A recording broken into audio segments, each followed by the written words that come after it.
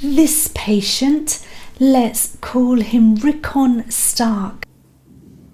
This tiny piece of keratin is causing a surprisingly heavy blocked sensation, and it's sitting in one of the worst places possible, right against the eardrum. Suction tube gently in and some surface oil is cleared.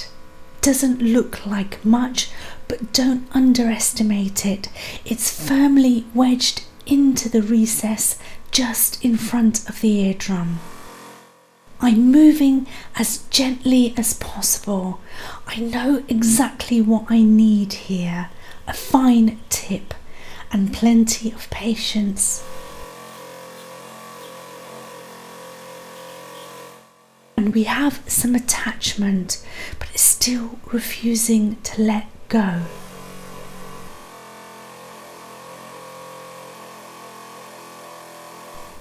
Every movement creates another fragment. Let's change strategy. Larger Zollner.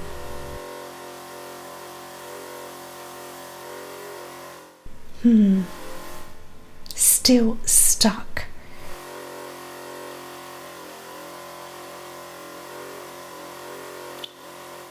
The whole piece is just awkwardly moving around, not coming free. Time to switch back to the slim tip. One last attempt. Yes, that's the attachment I've been waiting for. And there it is, tiny, dark, hard, and finally out.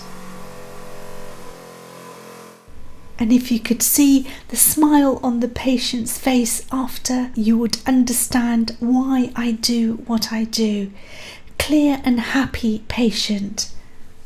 Patient 2, a returning patient, Urbara Sand. Again, another surprisingly small blockage sitting right in front of the eardrum, fully saturated, nice air bubble here. Air bubble gone.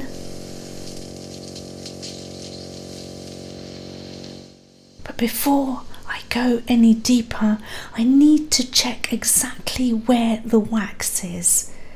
The last thing I want to do is push it onto the eardrum. Good, it hasn't moved. Now I know exactly where I'm aiming. Oil furiously being suctioned in. Zollner moving down. Yes, beautiful attachment, and look how it peels away from its keratin anchor. There it is, tiny blockage, huge symptoms.